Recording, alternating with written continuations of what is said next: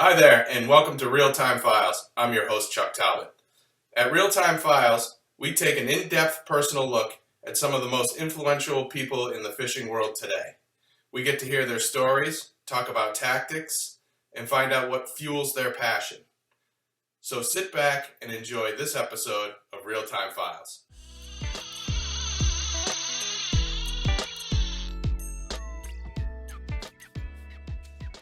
In this episode, we are sitting down with Roy Leyva. Roy has spent his lifetime refining techniques for species in both fresh and salt water. He's held 5 different world records over the years across multiple species and line classes. The respect Roy garnered from his fishing peers led to one of the largest companies in the fishing industry, Shimano, to select Roy as a brand ambassador.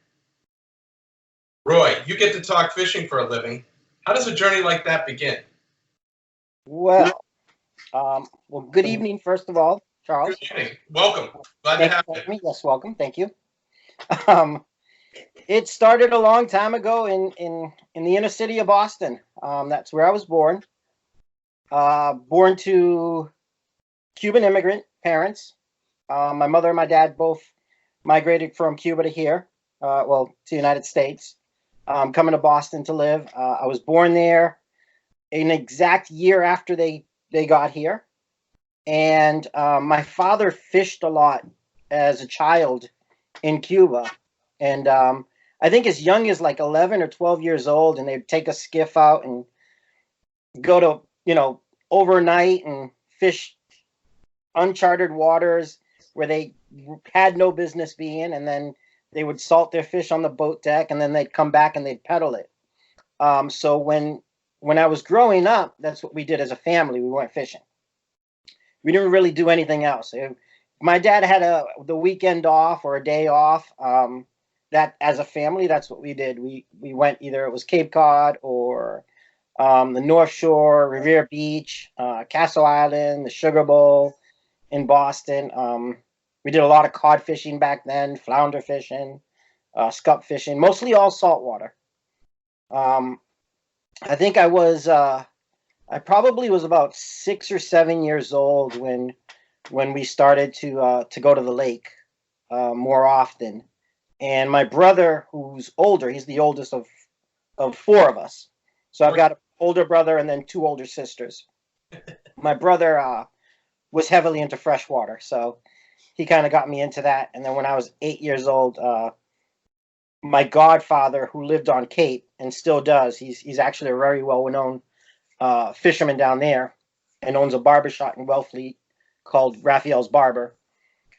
He introduced me into legit bass fishing with lures, and that's kind of where my passion started. I want to say when I was 8 was really when it got fueled, and I just wanted to learn and do as much as I could fishing wise. So you started striped bass fishing at 8? No, so I started largemouth bass fishing at 8. Okay. We did a lot of other types of fishing. So I was born in 72. That's going to age me right now, but I was born in 72. By the time I was 8 years old, striped bass were gone. I mean, they were far and few between. So we caught a lot of bluefish, fluke, scup, tautog, sea bass, even cod back then. It just stripers were gone. I always wanted when I was too young to fish for them, because I remember days going with my mom and sitting in the car, and they would be up on the jetty, and you could see them from the car in the parking lot, and the waves crashing over the jetty, and they'd catch stripers, but I was too young to do any of that. But by the time I was old enough to do that, they were gone. So yeah, I didn't catch my first striper till 1989. So you had to catch something, right? Yes, correct. So you went freshwater fishing? We did freshwater fish. We did a lot of saltwater again, but I did a lot of freshwater as well. It was close to home too. I mean, living in Boston, a big part of me grew up in Mission Hill, then Mission Park, which was right next to the Emerald Necklace, which runs through Jamaica Way. You had all the little ponds like Wards and stuff that came down from Jamaica Pond, and then Jamaica Pond. So anything I could walk to or ride my bike to was fair game, and most of that was all freshwater. So What were you fishing for? Mostly bass, bass Okay. and carp. Carp, Car- carp, carp was my that was like my best friend growing up. They taught me so much. They were just big brutes. They were easy to hook up. There was plentiful. You know, if you hooked one and you fought it for a while and you broke it off, there was always another one to come by and take its place. So you learned a lot. I learned a lot. I learned a lot with carp. But that's kind of where it all started. Jamaica Pond was like a training camp for me, you know. That and the Emerald Necklace and the Charles were just a big whole training camp. So now you're an ordinary kid like everybody else. How did you? What was different? What about fishing changed you? What was it that drove you to fish the way that you fished in comparison to, like, almost every kid gets to go fishing with their dad or whatever, and they go down and they throw a worm on a hook and they fish, and it's, yeah, okay, that's great. But fishing for you is something different. So what is that? What is that difference? I think it's it's figuring it out. It's I love the challenge. I love the challenge against myself, against the fish.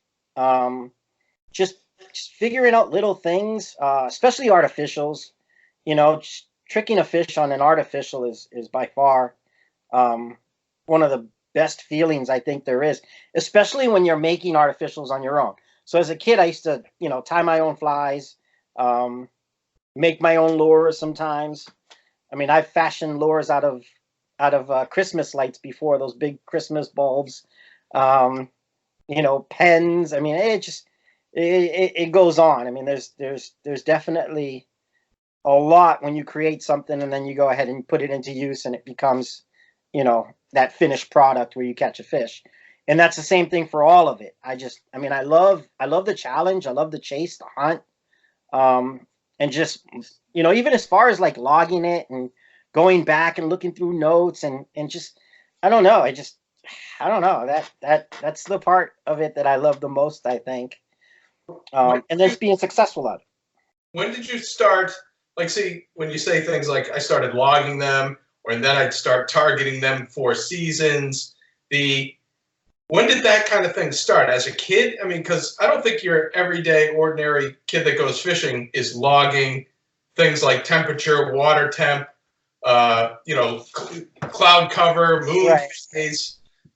So how did that work? For me, it was 11 years old. We had moved to High Park, and where we lived in High Park, we lived up on a hill, Charles Street, and at the top of the hill there was Kelly's Field, and there was a big hill down to Kelly's Field, which was a big had a football, soccer, baseball field in this park, and then across the way was kind of the run of the Neponset River. They came through Denham off the Charles, and Mother Brook, which ran into the Neponset. And I mean, that was just a short walk. I'd walk up the hill and then down. Actually, I burned through the years, I burnt a trail going down to cross the street to go to Mother Brook. So I fished every day. I mean, every day before school. I mean, after school, not before school, but after school. Some days during school, and then any chance we got when I was home. So that was when I started to really, you know, take it all in, and I used to come home and write everything that I could think of on a calendar, that I had, how many fish I caught, what I used. I didn't take water temps back then, but as far as cloud cover, the news would be like, it's 65 today. I'd be like, 65 degrees, yeah. So I was probably the only 11-year-old that wanted to watch the news for the weather, but yeah, all those little things, wind direction and all that. I don't know, something to me, I'd read a lot of magazines to know that, weather and moons and stuff had played a part of it. So it just seemed important to me then that I should too be compiling all this information. I didn't really know what to do with it at 11, but I was getting it. Right. So yeah, I want to say 11 years old is when it all started. So as you progressed, when did you find out about the state pinfish, and when did you start targeting fish that you knew were pinfish? So that began, I want to say about 1995. I think that's the earliest that I can remember that I got a pinfish. Before that, I used to enter all the tackle shop tournaments that they would have, and actually won quite a bit of them.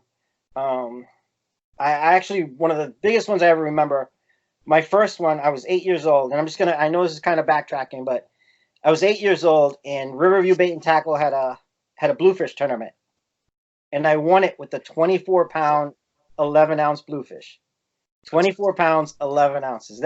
That's a big bluefish. That's a big and bluefish. That happens to be my first bluefish ever. So yeah, that's kind of, how I started. And then in 95, because I was compiling all this stuff and I was trying to become a better angler, the pin stuff kind of challenged me.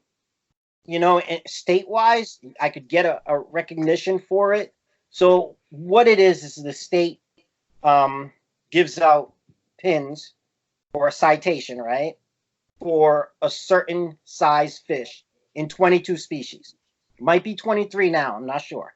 Okay. But 22 species back then. And if you caught a fish that was that minimum size, you got a pin for it. You'd have to take the fish, have it officially weighed, fill out an affidavit. You would send it in with the clear photo of the fish, so that they could see the species, and its documentation of its size.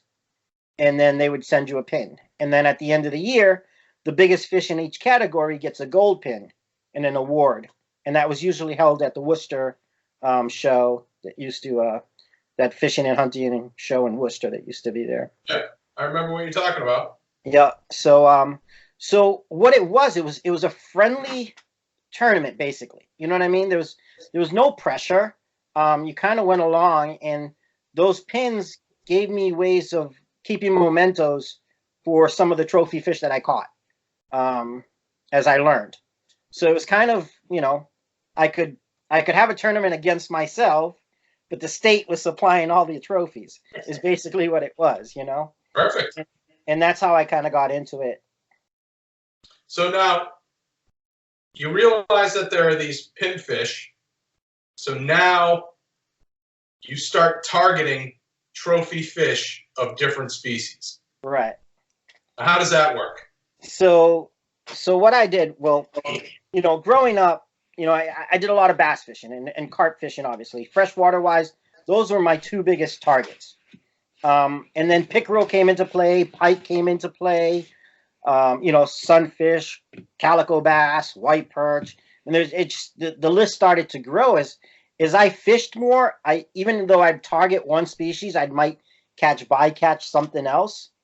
And I don't know what age I was, but the first rainbow trout I caught was the one that fueled like this want for all these diverse species. So I wanted to learn, how to catch more trout, and that led to fly fishing, obviously. But it also led to me dissecting the fishery for different species in the ecosystem. I did want to become a marine biologist when I got out of high school. That was my goal, because I was so fascinated with all of it. But what I would do is I would take, as time went on, I got better and better, and I started to really dial in on trophy fish, chasing world records and possible state record fish, or just gold pins in general. What I was doing, I was taking 2 species a year and fishing them all 4 seasons.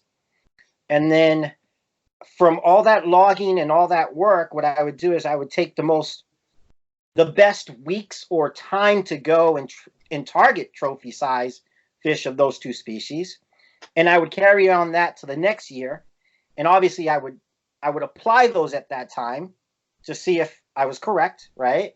Right. But then I'd have another 2 species also to fish through there. And, as the years went by, it just kind of broke down very easily, how to, from May till June, I could have 16 different trophy fish size just by playing those cards. It was neat. It was really, really neat. And that's kind of how I've gone about it all ever since. How much time are we talking as far as like an investment? A lot of time. Any free time? Which is interesting because, well, first of all, I wanted to know how many of those out of the 22 or 23 pinfish that the state actually offers, how many of them did you actually get a pinfish? Tiger muskie was the one that I did not get, which is probably the hardest out of all. The program kind of went away, and then now it's back going again. It's definitely doable. It's just something that it takes a lot of time because the fish it's a hybrid. It doesn't spawn. Its growth rates, the growth rates are good. The survival rate is horrible. And I mean, they're apex predator. They're the top of the food chain. Wherever they're at, they may eat once or twice a week. I mean, they're a fish of 10,000 casts. It just takes a lot to get one to feed. All the cards got to play right. And it just, everything's so time consuming that you kind of got to juggle what's easier, what you have, what you're on the road or the path to get to, versus, taking that extra time to pound something that's just kind of a needle in a haystack. So it never happened. I mean, I'm okay with it. I'm not sad about it by any means or regret it. The only regret I have is I wish I would have done that one first. I wish I would have put the time when that fishery was strong.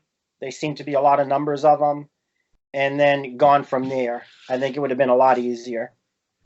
So that's the only one. So you got all the rest of them. So like if you had to, off the top of your head, what are we talking about as far as species of fish? So trout, bass. Yeah, so you got the species. So they've added bowfin, which I've caught. I just don't have a pin for, right?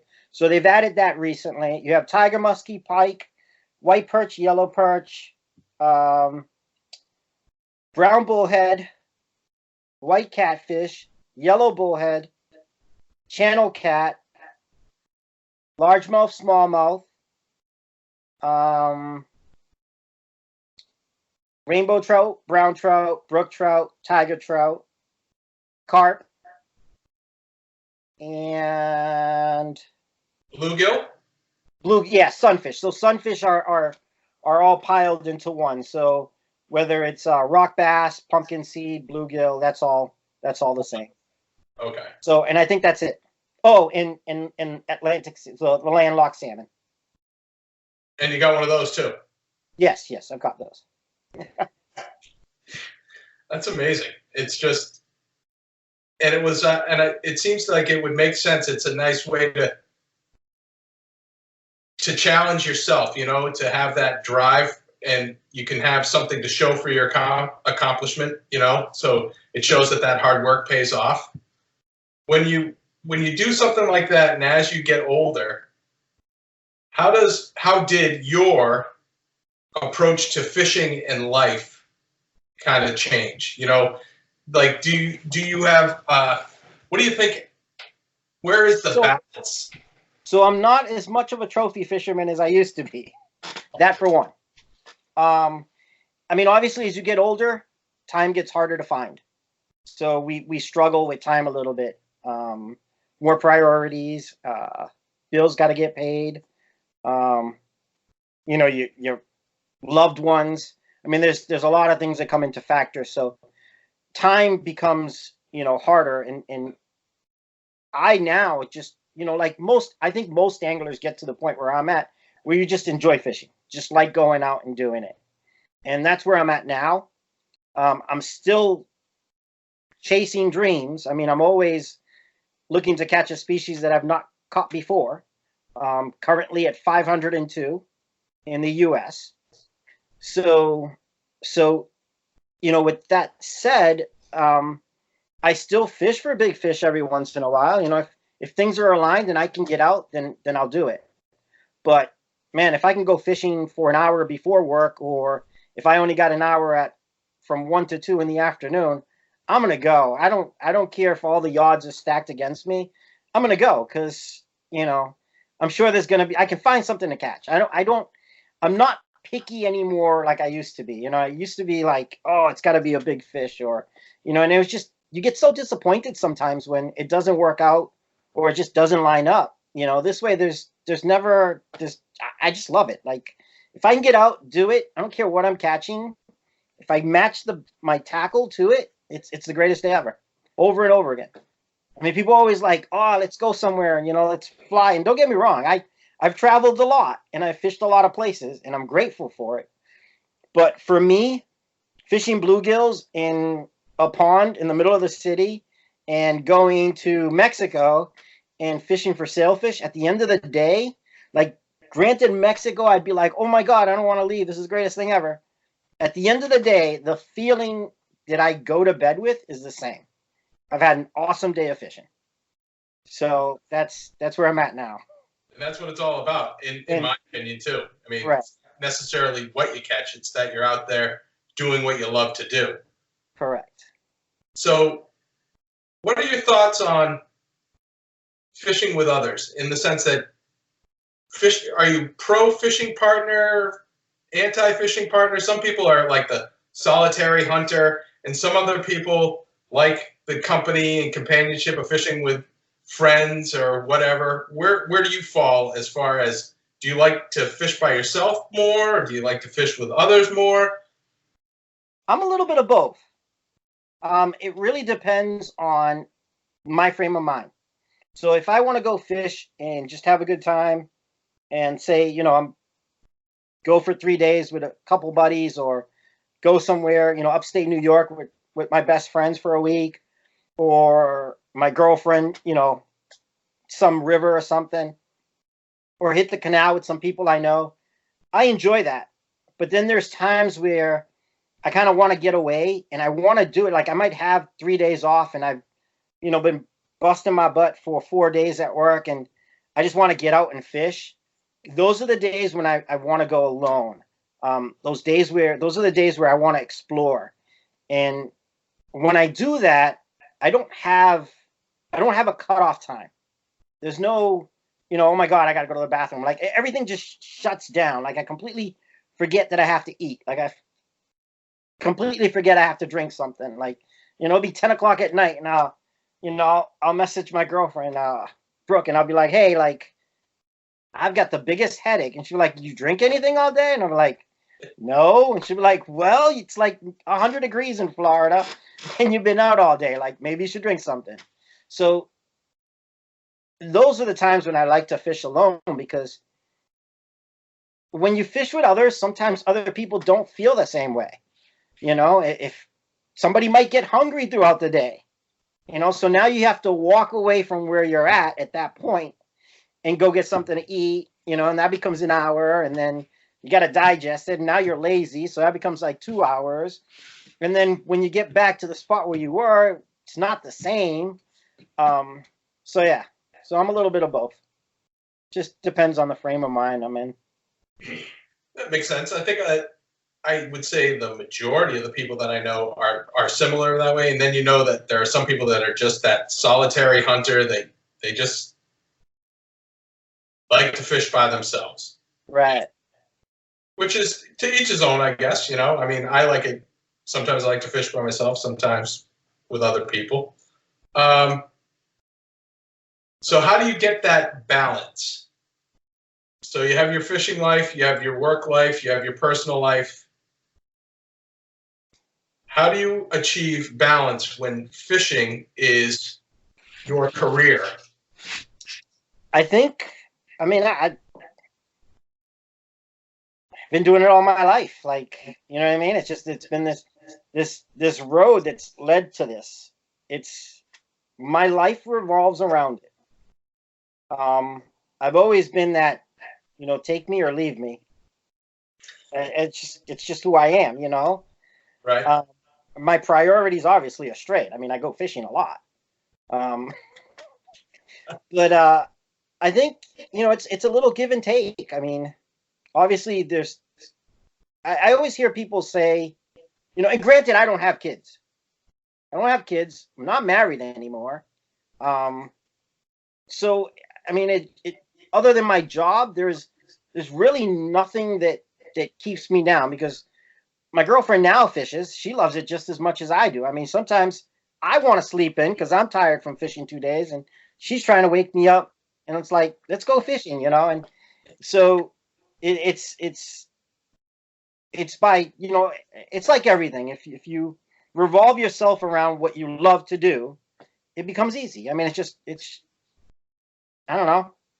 It's hard to explain. There's no, I can't give you like a magic key or how it's done, but I don't know, I guess it is my priorities, right? Absolutely. I worry. I don't worry. I wonder if you're doing it for your job all the time, do you still enjoy it as much as you did before it was a career? Yes. Yes. So it's a little different because for work, I'm not a guide, right? Even though my job before, I just took a job in the office, so it's a little different. But before that, we took, our dealers fishing, and those who worked within, pro staffers and stuff within the industry for us. We took them out on the water so that they could play with the gear, and that was kind of like being a guide. But it's different because it's not every day, and I love meeting people. I love talking fishing, but that disconnect is so different because it's, no one really, I mean, I microfish a lot over the past year, and it's not like something I'm going to go do, with customers, so it's just different. And I'm always trying to change it up. I might, I haven't, last year I picked up a fly rod a few times. This year I might pick it up all the time, or I might grab a Cuban yo-yo and go hand lining for like 3 months. You know what I mean? Or what was that? What did you call it? One of those Cuban yo-yos, like the hand lines, like, round. That's what they're called. Referred to as that. That's what they're called. So, I mean, I switch it up. That's probably the best answer is switching it up and keeping it different. I love all the aspects of fishing, and even, as far as, doing a little more offshore or inshore, or just changing the species, fishing nights instead of days. I mean, it's always forever changing for me. So it never gets boring. It never gets old. It never feels like work coincides and struggles with my fun life as well. So your new job as the brand ambassador, yes, takes you from outside and puts you inside. correct. How's that going? It's been, I've done a week in the office. It was good. I didn't, can I say I didn't pee in the corner? You can say that. I mean, I'm so used to, I've been living outdoors pretty much for the past 2 years. So it's different. I haven't worked inside since I was a chef. So, close to 20 years now that I haven't been indoors.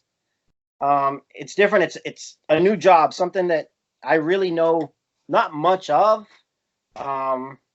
Just getting familiar with all the programs and computer skills and everything else. So it's different. It is different. I haven't gotten a paper cut yet. So in due time. Oh God, I'm so regretting. That's probably when I'm gonna lose it. It just seems like it's got to be a big change for you. It is, but I think it was just time to well, one, it was a good move. I think it's a good move. Brings me, into the company a little bit more. Just opens up more doors. Teaches me a new trade within the industry. I mean, in the end, it's still a fishing company. I'm still talking fishing. It's marketing, so I still get to play with a lot of, the new products before they come out, photograph it. Um, it's a lot. Like right now, I'm working on Striper Fest, so and the Striper Cup. So it's gonna bring me to New England. It's gonna keep me my foot in the door with striped bass and just that fishery and those people that have been such a big part of me growing up, I guess, if you want to say. There was something that you mentioned that I had noticed, but I haven't talked to you about before, and it's your love of photography. I've seen some of the pictures that you take that are absolutely fantastic, but we've never talked about photography as part of your fishing life. Right. But it's a big part. It is. It's a very big part. So back to when I was 11, I got my first camera. My brother was in the service, and he was in Japan for I think 2 years, and he had come back and he had a little 110 film canister camera. It was tiny. It was like this big, and it had all these lenses and stuff. I still have it, but he left it behind, and I asked him if I could use it, and it just, I don't know, I got fueled with it and just trying to share. And then in 2001, I launched my website, which was Off the Hook Fishing, and I wanted to be different than everything else that was out there. So I was trying to find a way of telling my story through photos. And that's kind of, where it fueled. But I mean, I used to photograph fights after school. I used to photograph, anything I could, like anything that was different. I probably could have been a news person, but I didn't go that route. But you do take a lot of pictures, and you take a lot of pictures of fish. I do. Anything fishing related. I love getting those photos of, the scenic, the fish mid-air, that fight, the end results, capturing the lifestyle, those lifestyle images. I love those a lot. And in today's era, it's so easy. I mean, I've gotten away from going into the camera and trying to set, apertures and stuff, because it's so easy now to just utilize so many different tools that they are, GoPros and all tricky little lenses and small cameras and drones. And I mean, it's just, there's a lot out there that you really don't need to be a great photographer in the sense of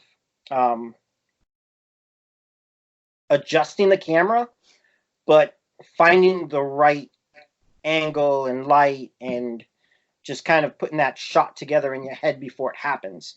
Having a good eye for it, I think, is huge right now. I mean, smartphones take great photos and pretty bulletproof, but it's just, it takes a lot getting that right angle versus just picking up the phone and snapping it. So what's your favorite fish to photograph? To photograph? Yeah. Oh man, it'd probably be trout. They are beautiful. They are beautiful. They are beautiful. Trout are good. Striped bass are awesome too. Yeah. I love photographing striped bass. I don't know. I guess all of them. I mean, even some of the small micro stuff, they're so colorful that, it just, if that lighting is good and you can get an action shot with one of those colorful fish in the water, it's mind blowing. I've seen some of your pictures and they're amazing. And thank you. You're right, when their colors are all out and you have that crystal clear water and the bright colors of the fish, you really get a sense of nature and just how beautiful they are, and just the whole thing. I've always been really impressed with it.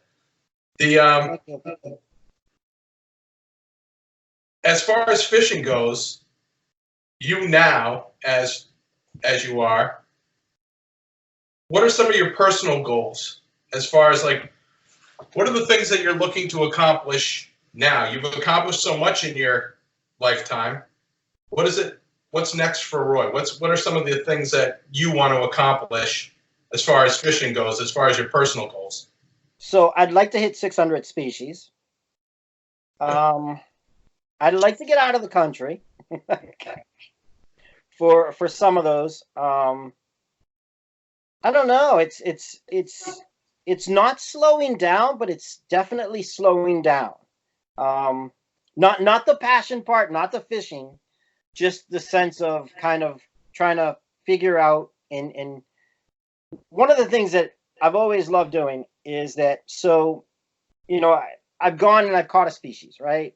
Yeah. I'd love to revisit them, whether it's to catch them in a different manner. And by manner, I say, fly rod or something different, or just to see, how do they react to something else? If that fishing, if there's trophy size in that. And I've got some ideas of some things that I want to do and go out and target some of the species that I've caught before again, just so that I can master them, if there's such thing as mastering them. So tell me this, Roy. So you decide on a fish that you want to target, a species that you haven't targeted before, but it's on your radar now, and you say, I'm going to target this fish. Walk me through what that's like. The whole process. It's on your radar. Now what happens from your process to actually fishing for that fish? So I always start with learning about it. Not so much the fishery part of it, but the scientific part of that species. I try to find as much knowledge of it as there has been written, or I can find, whether it's on the internet or on books, whatever it is, encyclopedias, whatever. Because I want to understand it first. I want to know that species, right? Yeah. That's first on my list. And then I start to look in ways to fish for it, where it's caught, who's fishing for it, how it's being caught.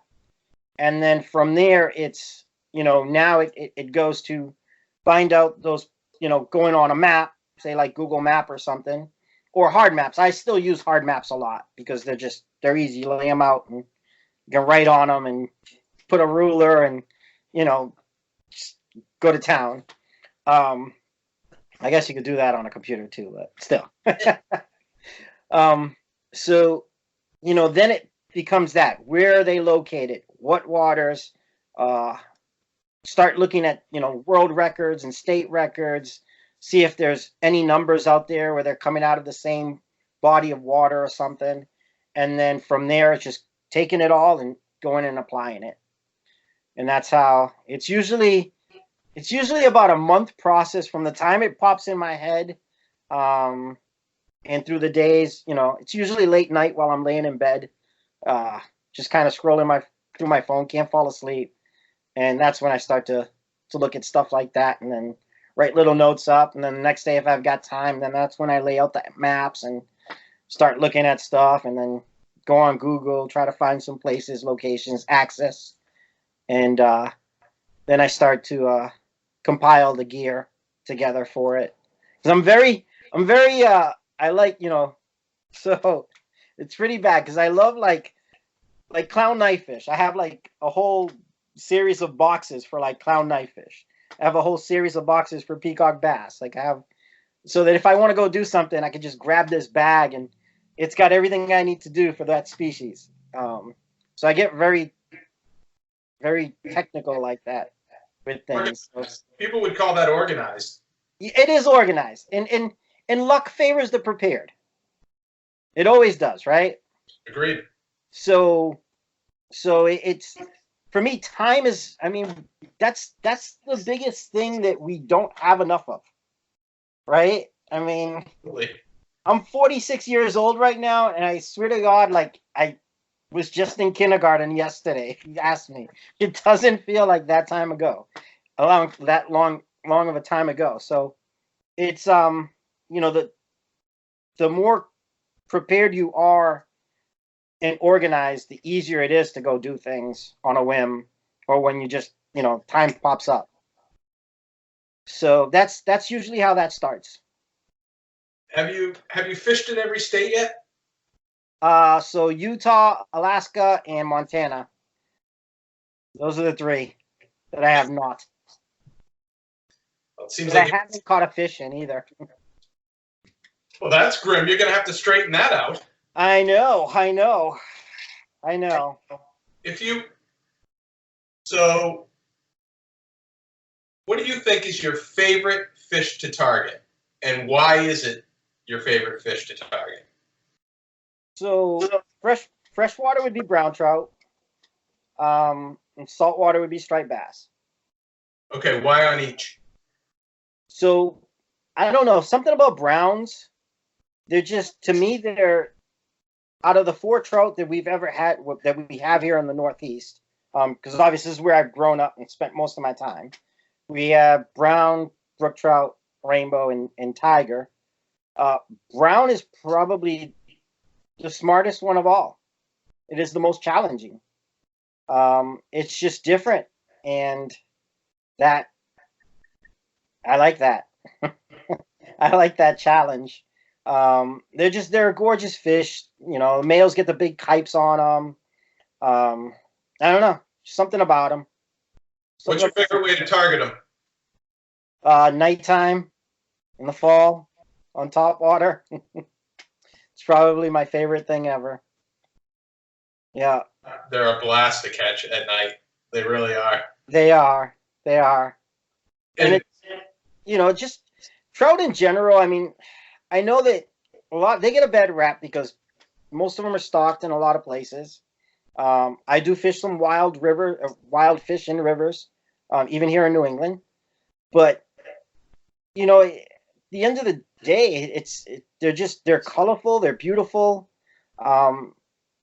and if you match the hatch to them, I mean, they can be a lot of fun. And some of the places, especially the streams and the creeks and the rivers, and it's just so beautiful. Like the backdrop is just gorgeous, and you get lost. You get lost that 20 minutes away there's a city that somebody's probably crime going on somewhere, and it all goes away. Like just everything. Sometimes you don't even see anyone, but you see all this wildlife, and you hear all these noises that are usually muffled out by car exhaust and everyday life. So I just love that backdrop and trout because of that. what about salt? So salt would be striped bass. I think that growing up, I spent so many years as a child wanting to catch one and couldn't, that it just, it was like the Holy Grail when they came back. I'll never forget the first, it was early May. I think it was like May 2nd or May 3rd. My godfather had called and was like, there's a bunch of schoolies showed up in Harwich on Red River Beach. And I, at the time I had a car, I was driving. So I like rushed down there that weekend and we pounded them. Little, they were all little schoolies, but I mean, that was my first bass. I was beside myself, even though they were so small. We were throwing our rebels at them, and we just tore them off up in the jetties. And then the following weekend, I came back with live herring, and I caught my first 35-pound fish one night, and that was the beginning of it. And then being such a fan of all the guys before that, Gibbs, Pond, all these builders and stuff that were around, and you heard of all the heydays before that moratorium, and then boom, here they are again, and it was like a chance to relive it. And man, I loved it. I became obsessed with wood and just fishing artificials for them. Just felt like like you were like a piece of history. Did you ever get a 50? I had a 50 in the canal. Ever lose a 50? What's that? Did you ever lose a 50? I have lost a 50. Oh, I think that's a story I need to hear. I ain't reliving this. It's good for you. It's cathartic. Right. So I used to have a van with 130-gallon live well in it. I could keep herring in there live for 2 weeks if I wanted to change the water out. It was all set up for fishing, rod holders, fly tying bench.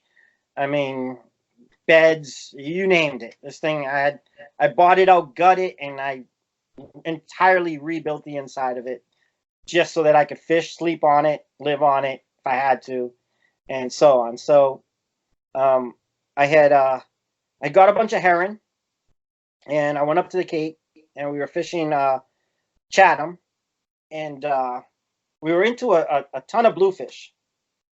And on my way up there, I had stopped at there was a bait shop. Can't remember if it was Kildee's or Hildee's. I believe it was either Dennisport or Harwichport. It's not there anymore. And Mark, the owner, I came in, I stopped, I talked to him for a little bit. And prior, a couple of months before that, I was trying to get some Gamakatsu used to make some fly tying hooks. I believe it's Agami, through a company called Spirit, something Spirit. But anyways, so these were expensive fly hooks, and they were kind of an straight shanked octopus hook, is basically what they look like. And I had showed them to him, and he was like, I'll see if I can get them. And I stopped in the store, we chatted for a little bit, and on our way, and I was fishing, and again we were into these bluefish, and the tide had gone slack, and I was like, you know what, I'm just gonna hang out and just run 2 fish out here alive. And they were out there. I remember a seagull grabbed one. I had to reel it in, put another herring on. I let it out, and sitting there, and there's dead low tide, and all of a sudden one of them went off. And I set up into it, and it right away I knew it was a big fish. It was a good fish. Very heavy, some big head shakes.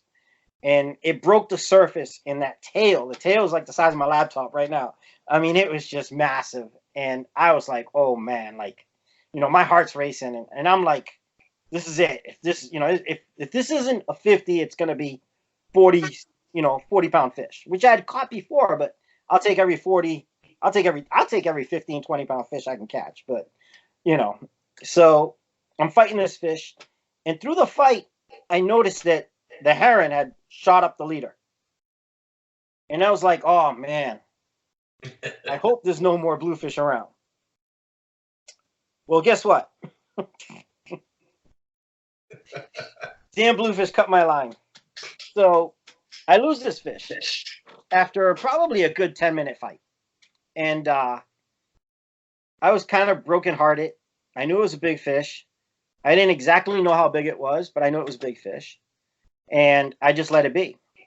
And the following weekend, I come up to the Cape again because I'm driving from Boston every weekend or every day I had off.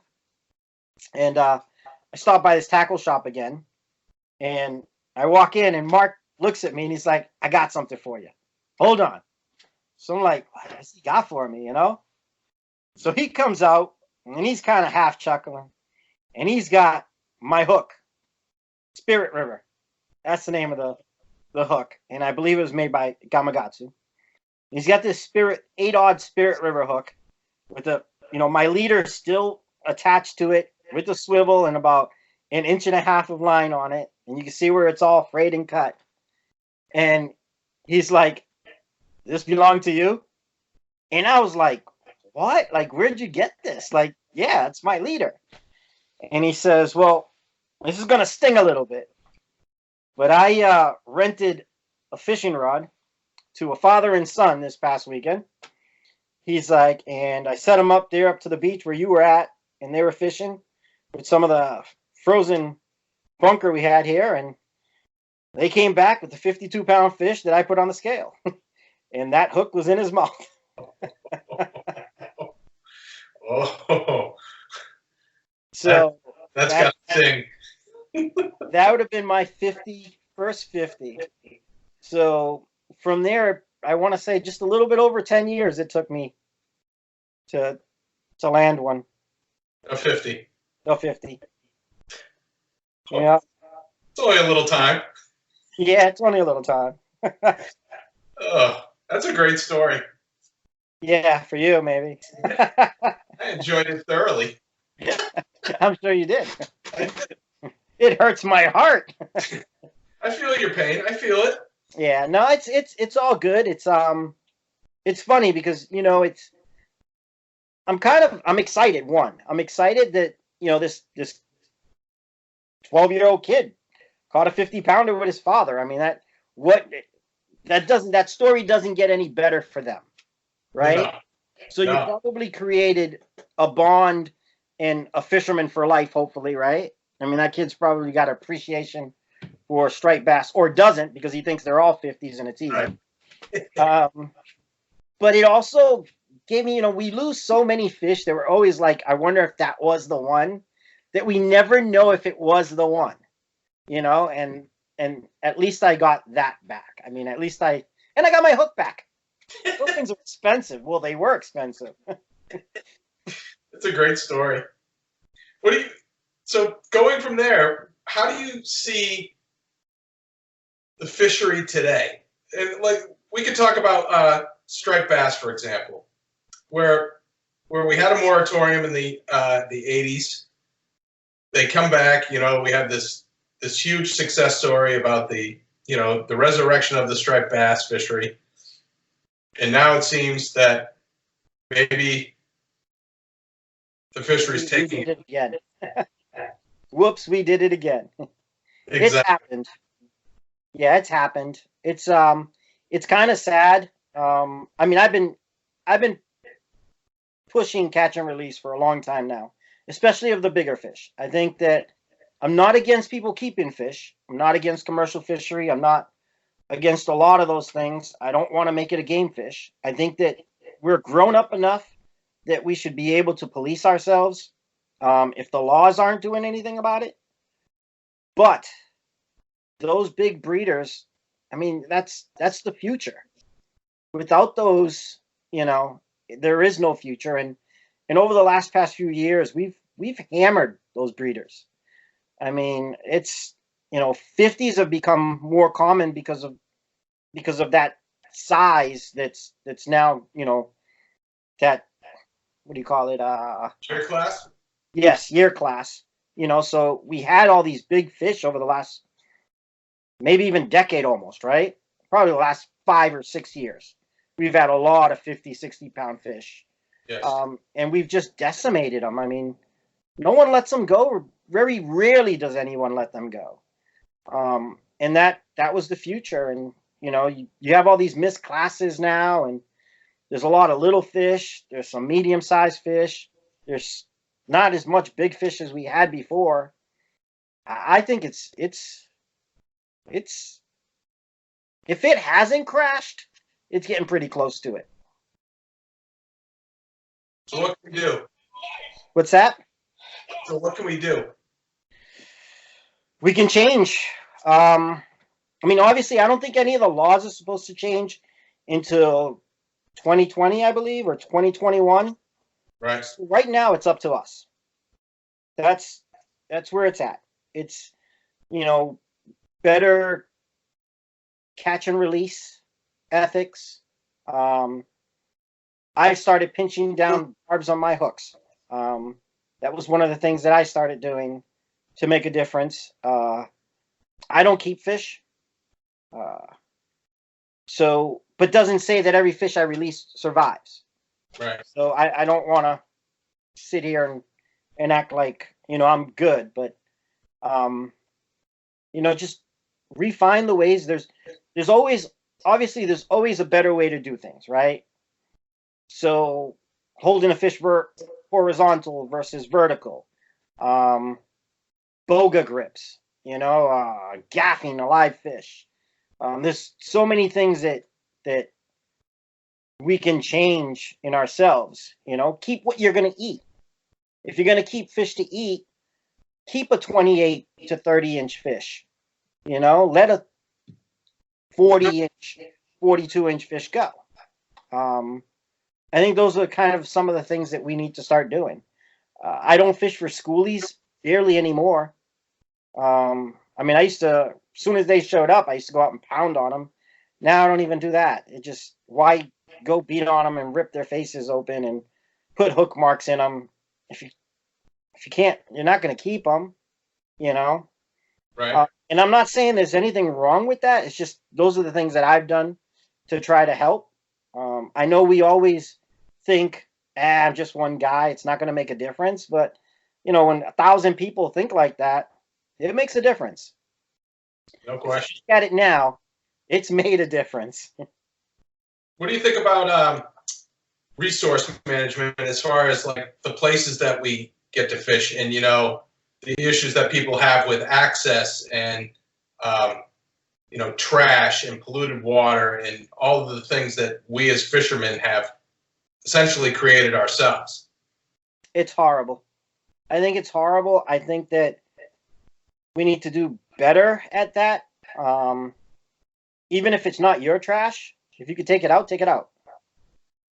If it's your trash and you brought it, if you're going to leave it, at least put it all back in the same bag you brought it in and tie up the bag and leave it close to shore or somewhere where someone else can pick it up and just dump it.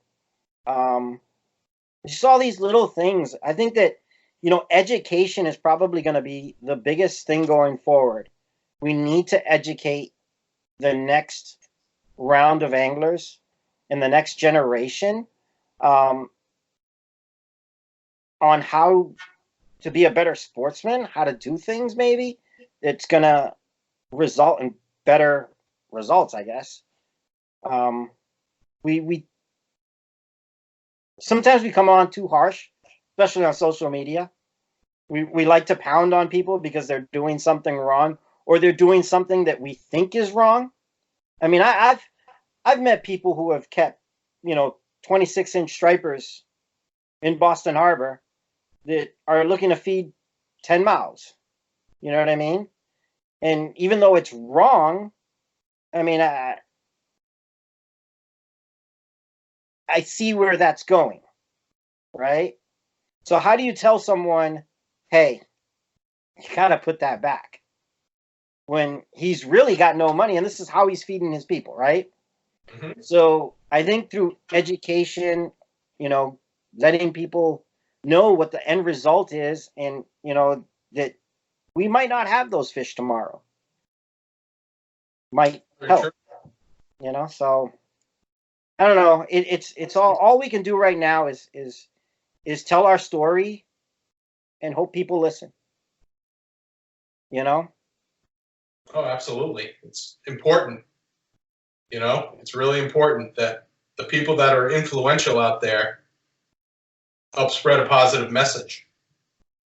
Because, you know, especially kids now, and I think the good thing with striped bass right now is it seems that the catch and release is starting to stick. There's a lot of advocates for it now. A lot of advocates. And, you know, you're starting to see tournaments that are going no kill to catch and release only. Obviously, you know, Go Tight. Dave Anderson started Go Tight, which, you know, became that first, you know, blueprint on how to run a successful tournament without having to kill a species. I think that was an amazing a blueprint or footprint for the industry to look at. You know, you go on Instagram, you know, catch and release crew with NorCal Cat.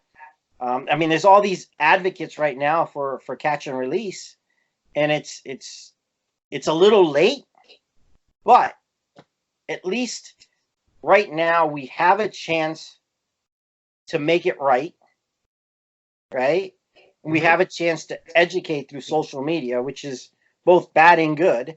I was going to ask you about that. What are your thoughts about social media? And we'll get to that, but at least, you know, we can use that, you know, as a doc to reach out a lot of people and just, you know, there's a way to talk to people. It's not you fool.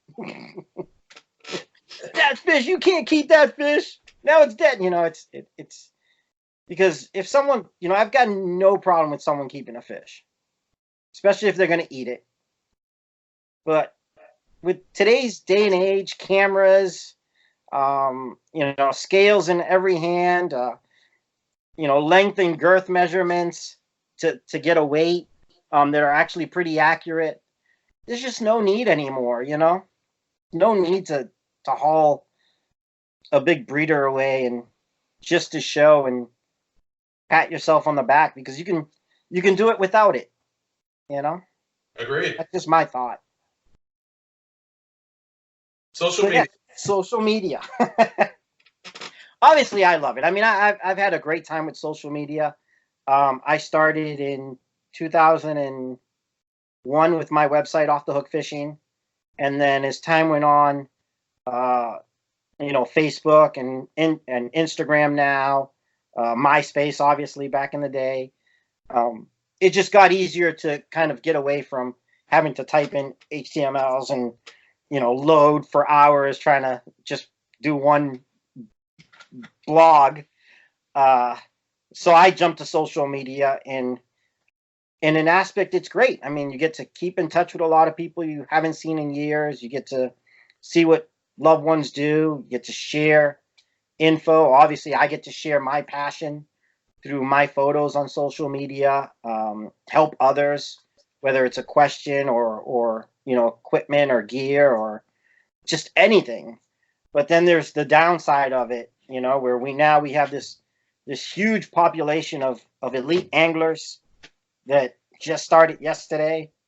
And it has a lot to do with I try to be as true as I can be on social media. That's one thing I'm always trying to do. I'm always trying to be as true as possible in my social media. Not trying to hide anything or be any different. What you see is who I am, and what I do and how much I love it or I don't love it, right? Right. But a lot of people, everybody has issues. Everybody has hard times. Everyone, it might look like I fished all day, but maybe I just fished 2 hours, maybe it was just a successful 2 hours. We don't always get that same story or hear that part. So it's very easy to want those goals. When you see it, it's like, oh my God, they can do it, I can do it. So a lot of people try to achieve that through social media because it's smoke and mirrors, a lot of it. Right. Do you know what I mean? I know people who don't even get along, but you see them on social media and they're like the best friends ever, couples, you know what I mean? But in real life, they're yelling at each other every 3 minutes. You know what I mean? Right. And, obviously there is some people who have the drama. So you see that, but then there's some people who hide it. It's so easy to achieve gratification through social media that everyone can do it. Everyone's got a voice, right? So now we have all these elite anglers that are, whether it's, and I'm not calling names or saying anything, but we have a lot of people that are just not true to themselves, pro staffers who are afraid to say if they got a reel, whether it's good or not, because they're afraid that they're not going to get any more, and that's, something for me. I was a pro staffer for Shimano for 17 years and part of their product development. If there was a product that I thought was crap, I was going to tell them it was crap. Like, I'm going to tell them the truth, not because I'm afraid that they're not going to send me anymore, but because I know that at some point, if I need to speak about that product further ahead, I want to feel good about it when I do it. I want to be able to say, hey, I tested this for the past 2 years and it was on point. I don't want to say it was on point knowing that I'm lying just because I gave a different review or a different what my thoughts were on it. So I think we're missing a lot of that loyalty, a lot of loyalty we don't see anymore. It's just a different angler now than it was before. It's that instant gratification that the information is too quick to get. I spoke at a club a couple nights ago, And this is for all the clubs. All the clubs, you know, they're all. I think the youngest age of most of the clubs is like 40 years old, and most of the guys are all old timers. There's no young people at clubs anymore, at fishing clubs, because they can just go to the internet for that information. Before, you either had to know someone or you join a club so that you can do some of those outings and learn new techniques and ways of fishing, right? We don't we don't we don't have that anymore. So it's hopefully we can find a way of bringing that back, because that's, to me, I think that's important. There's a lot to learn. There's a lot to learn. And I don't care how much reading on the internet you can do, how much information somebody can tell you about fishing. If you don't go out and apply it, it means nothing. It just doesn't. You got to apply it. Time on the water is the best teacher ever. Definitely. And I sit here. Yeah, I mean, 10% of the fishermen catch 90% of the fish. It's true. It is true, right? So unless you become that 10%, it's hard. But nowadays, it just seems like everyone is good at everything. So I don't know. Where do you see?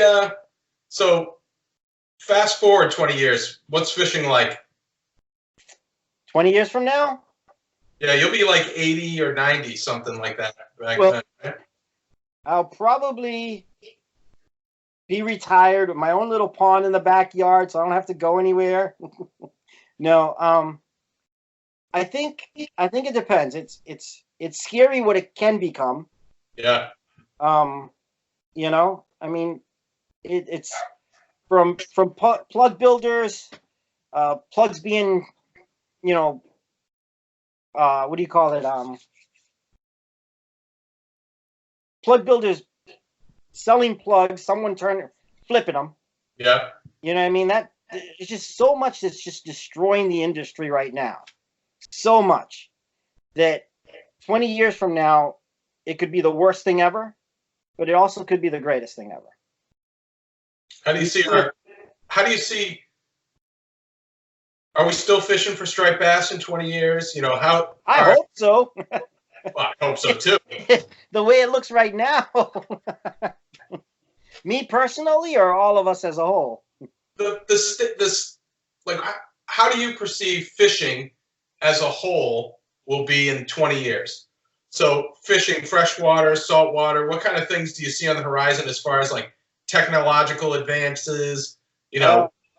Yeah, that's really scary.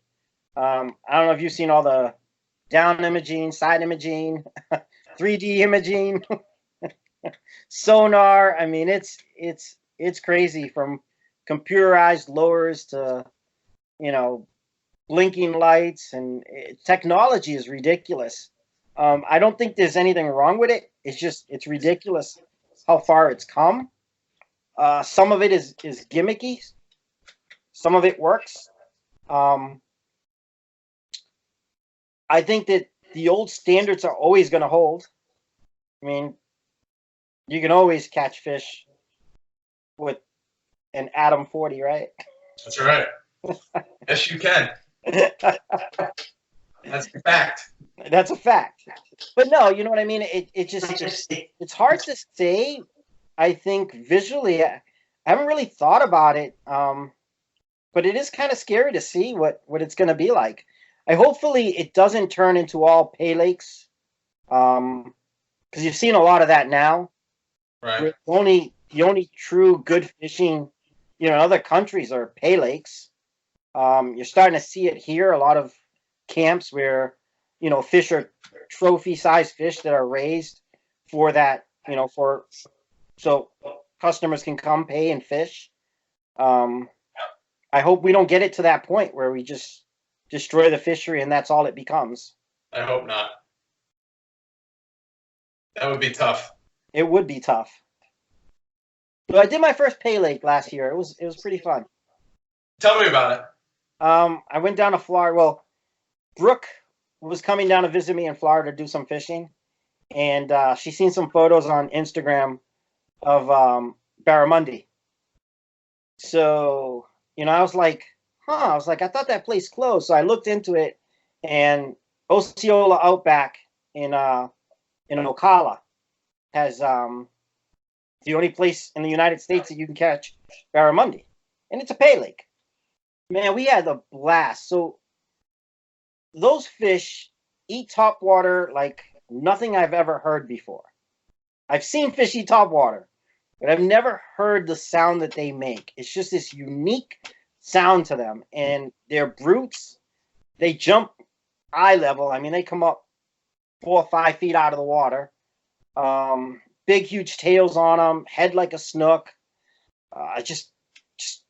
Just an amazing fish. Yeah, I'd do it again. You would? I would actually do it again. Yeah, and I didn't even count that as one of my species because it was a pay lake. Well, I guess it would still count, right? I didn't. Well, fair enough. I didn't count it. I figured maybe someday I'll get over to Australia or Asia somewhere and get to do them for real, That'd be a great trip. Yeah, it would. Then I'd count it. In its wild environment, I would count it. Well, you'd have to. Right. So, what is going to be Roy's legacy? What are you going to leave behind? Well, the way I'm going, no kids. A lot of fishing gear. No kids and a lot of fishing gear. Excellent. I hope that I can influence, especially the younger generation.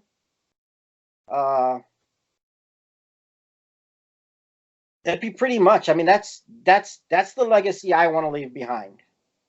I want to be remembered, obviously, as someone who fished hard, but also someone who was true to the sport, a true sportsman, an advocate, a role model, and on top of that, someone who inspired people to go out and fish. Because in the bottom line, that's more than I could ever ask for. I'm just a kid from the hood. I never thought I'd be sitting in front of a computer right now doing a podcast with you in my wildest dreams. So for me, what I've gotten from fishing is way past my expectations. This ride has been more than I ever thought that I would accomplish.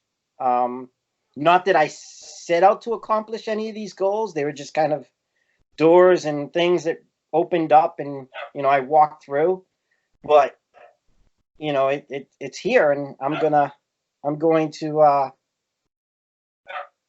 hopefully enjoy it.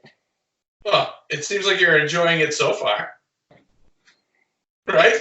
Yeah, no, it's been fun.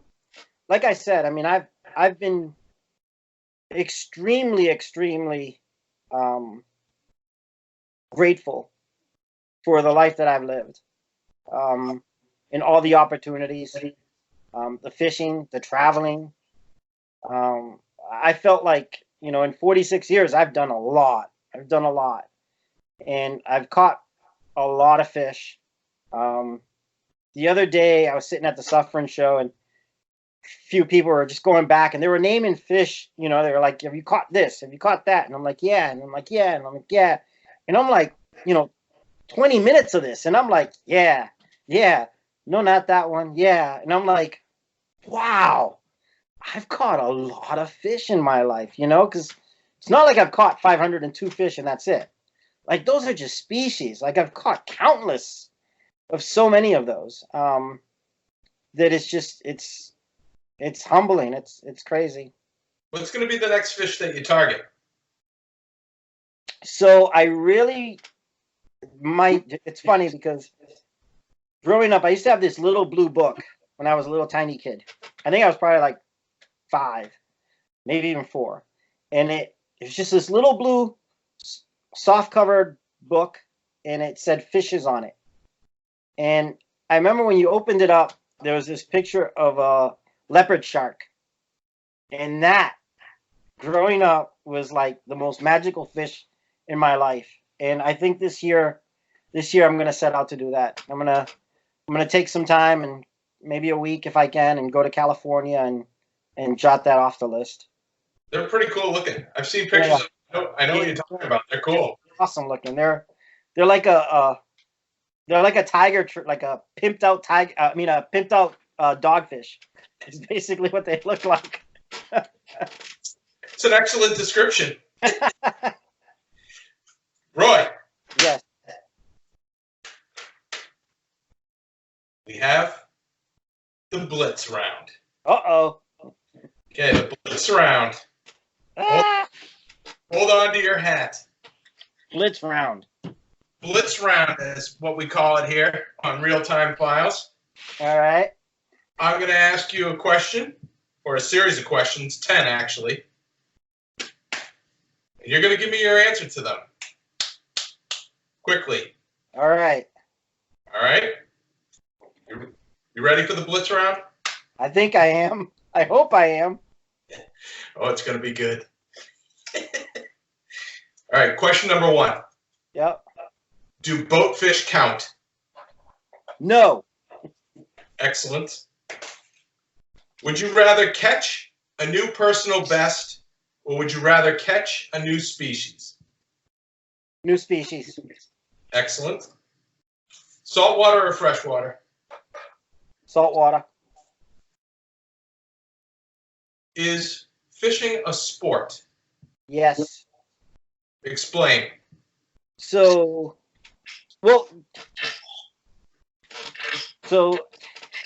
it depends how you view it. So a sport is competitive, right? Yes. Competitive. It takes a skill set. It's measured, right? There's a winner and a loser.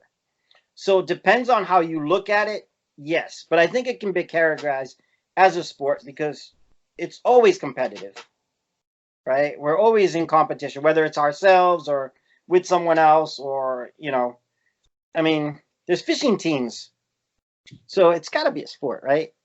But yeah, no, I believe it is. It is. It's a sport. Yeah, Good with that? I'm good with that.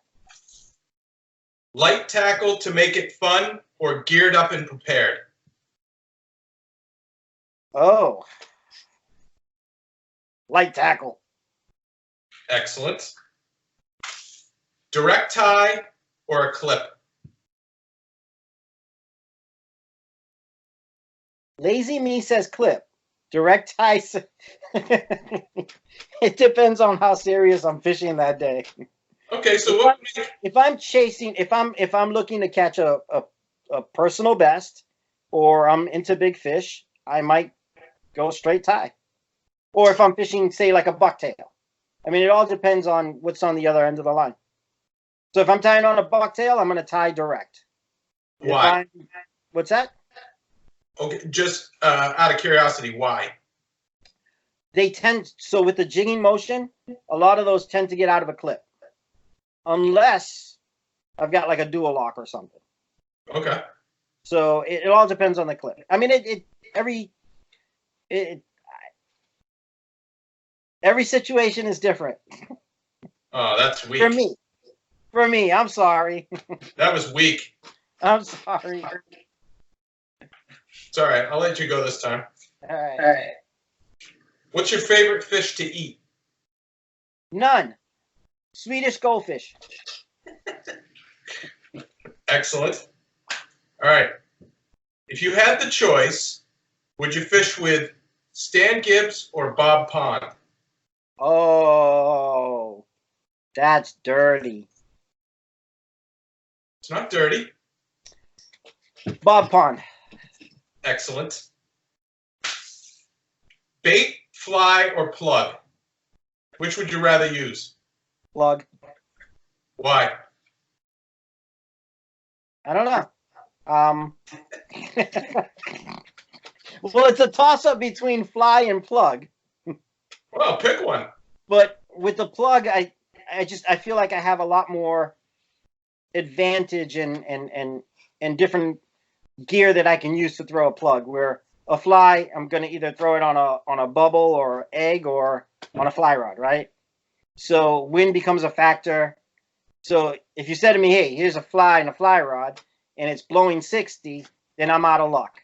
But if you give me a plug and a surf rod and it's blowing 60, I'm going to go hammer that plug through that wind. So. Okay, good answer. All right. All right.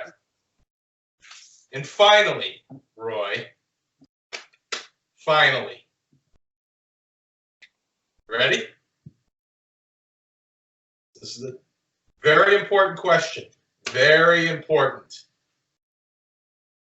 Best fishing gear, Daiwa or Penn?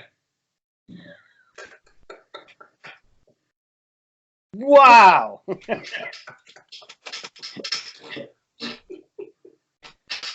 Shimano? No, I would say Daiwa. You would? Yeah, I expected you to say Shimano. I did. Oh, okay. Did you not hear that part? No, I missed it. I'm sure you did, though. I did say Shimano, which would be. But no, I think, right now, Daiwa and Shimano are the only two companies that still make or have a hand in making their own gear. Everything else is outsourced, I believe. Oh, it's an interesting question. I just wanted to see which way you'd go with it. Yeah. No, it's always going to be Shimano. I'm Shimano blue. Cut me and I bleed blue. Well, Roy, I really appreciate you coming on Real Time Files and sharing your story with us. Thank you. I appreciate it. Appreciate you having me. Thanks again, Roy. Thank you. All right.